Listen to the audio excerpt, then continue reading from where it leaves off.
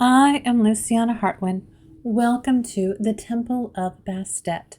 If you find value here, please share, like, comment, and subscribe. Welcome back to the deep dive into Thoth, Part 2. In the first part of this exploration, we uncovered Thoth's origins, his role in Egyptian mythology, and the powerful symbolism that surrounds this ancient god. We learned how Thoth served as the scribe of the gods, the keeper of wisdom, and the mediator in divine matters. Now, in part 2, we'll dive deeper into Thoth's influence on the realms of writing, magic, and knowledge. We'll also look at how Thoth's legacy extends far beyond ancient Egypt, from his influence on Hermeticism and alchemy to his role in modern esoteric traditions. We'll uncover how Thoth continues to inspire spiritual practices and creative work today. So join me as we continue our journey into the mysteries of Thoth, unraveling the magic, wisdom, and divine order that still echo through time. Worship, temples, and cult practice, where wisdom was worshipped. There was a city where silence was sacred, not because people feared speaking, but because every word might be heard by a god who recorded everything. Hermopolis was the sacred seat of Thoth. Here in the city of the 8 primordials, it was believed that creation itself began with a ripple through the primordial waters, stirred by thought, not force. And the god who first conceived that thought, who gave it shape and name, was Thoth. Hermopolis was not just a center of devotion. It was a sanctuary for intellect. Its temples did not echo with the roars of war gods or the lamentations of death goddesses. Instead, they pulsed with calculation and script, with the quiet ritual of writing, stargazing, and prayers. In this city, the divine was found not in flame, but in ink. The priests of Thoth were more than religious intermediaries. They were scribes, astronomers, and philosophers. They kept calendars, advised rulers, interpreted dreams, and tracked the wanderings of stars. To serve Thoth was to serve truth and knowledge. It was not a task to be taken lightly. Rituals honored him on lunar festivals, nights when the moon hung full and pale like a polished gem, and the people looked skyward to mark time with his silvery eye. Offerings of honey, ink, bread, and polished stones were left on his altars, accompanied by prayers for wisdom, clarity, and protection. Amulets bearing his ibis-headed likeness or inscribed with sacred texts were worn by those seeking understanding. Students, scribes, and seekers turned to him in quiet devotion, asking not for miracles, but for insight. For the ancient Egyptians, knowledge was not secular, it was sacred, and at its heart stood Thoth, the god who listened, who recorded, and who remembered everything. Thoth and esotericism and later traditions, the eternal scribe beyond time. When the Greeks came to Egypt and looked upon the ibis-headed god, they saw something familiar. They saw Hermes, messenger of the gods, god of souls, keeper of secret pathways, but Thoth was more than a courier.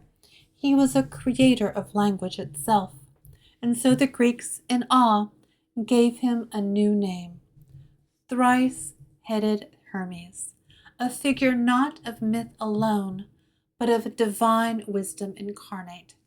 Thus Thoth was reborn, not as a forgotten god, but as the philosophical titan of Hermeticism, a syncretic fusion of Egyptian, Greek, and mystical thought that flourished in the Hellenistic and Roman worlds. He was the voice behind the Hermetic corpus, a collection of spiritual writings that whispered of the unity of all things, of the stars above and the soul within, In these texts, Thoth, Hermes, was a revealer, a teacher who told of cosmic correspondences and the divine mind behind the veil of matter. Alchemy, astrology, magic, all bore his mark. The emerald tablets, those legendary cryptic cornerstones of esoteric thought, were said to be his. On it, the mysterious maxim, as above, so below. A phrase that meant the heavens and the earth mirrored each other, that truth was fractal, and that understanding the stars was a path to understanding the self. In the medieval and Renaissance periods, Thoth's shadow lengthened again. He appeared in grimoires and occult manuscripts, sometimes as Hermes, sometimes in the echoes of the divine scribe. To Renaissance alchemists, he was the invisible master of transmutation, of turning lead to gold, both in metal and in soul.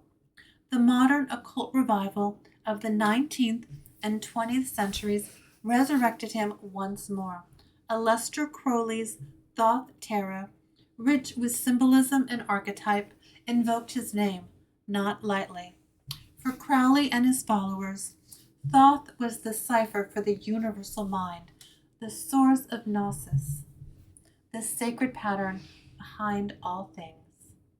In Theosophy and New Age thought, he remains an avatar of divine intellect and cosmic order. Some even claim to channel his voice still, hearing in dreams and trance the whispers of the first scribe, the eternal librarian.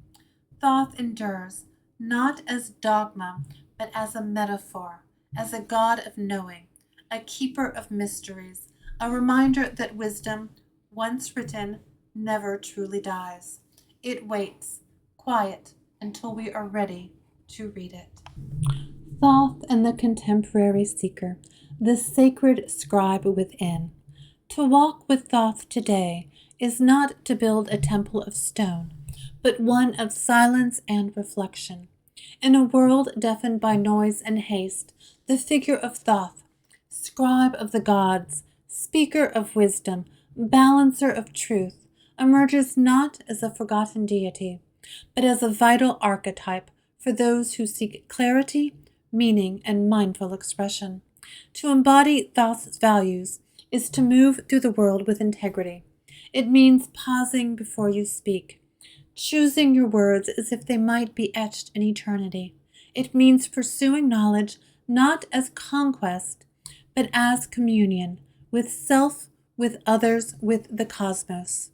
Thoth teaches that wisdom is not a trophy, but a practice. It is quiet and constant, a balancing act between reasons and reverence.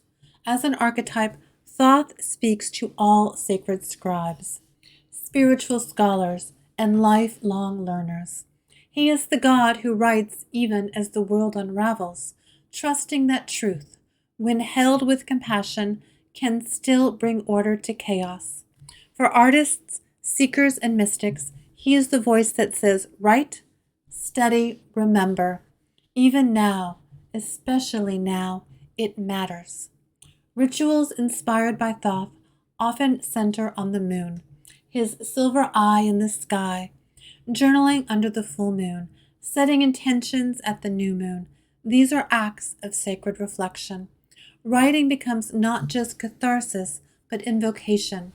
To place pen to page is to echo the first act of creation, bringing thought into form, working with sacred geometry, celestial charts, or lunar calendars are modern echoes of the priesthoods who once charted the stars in Hermopolis. Each diagram, each glyph, each carefully chosen word is a spell, a prayer, a fragment of the book of Thoth we each carry within. Is Thoth calling you? Sometimes a name begins to echo in your life. You see it in dreams, in books, conversations that seem incidental, but aren't. If you found yourself drawn to Thoth, it may not be coincidence. The gods of old are not silent. They speak in symbols, in patterns, and the persistent tug of curiosity that won't let you go. Thoth often calls to those on a path of wisdom, who seek truth not just in facts, but in patterns, symbols, and the unseen architecture of the universe. Writers, healers, magicians, philosophers, and spiritual seekers may feel a subtle nudge toward this ancient deity, the quiet invitation to sit at the edge of the great cosmic library and listen. Do you feel a pull toward the moon and its cycles? Do you find comfort in journaling, in scripting your thoughts as ritual? Do you find yourself waking at odd hours, drawn to learn, to study, to create sacred order out of chaos? These may be signs. Thoth doesn't roar, he whispers. He leaves breadcrumbs of synchronicity, dreams lined with silver ink, and a hunger for the mysteries beneath the surface of things. If Thoth is calling you, it's not a simple path. It's to a path of insight, responsibility, and transformation. He asks you to become the scribe of your own soul, a priest of your inner temple, the keeper of your own sacred truth. Listen, and if you hear him, write it down. That's where the magic begins. The one who knows. Across the drifting sands of time and the veils of culture and language, Thoth has never truly disappeared. He has changed names, changed faces, but always he waits. In temples, in texts, in dreams and diagrams, in the quiet moment before revelation. Thoth is more than a god of the Nile. He is an enduring symbol of knowledge and service to spirit, a bridge between intellect and intuition. He presides over myths of creation and justice, of magic and memory. His presence can be felt in every library, in every ritual circle, every midnight meditation, where a seeker turns inward and whispers, "Let me understand." From ancient Hermopolis to the Hermetic texts of Alexandria, from the scrolls of the temple to the pages of the modern journal, Thoth's essence moves like moonlight over water, subtle, reflective, revealing.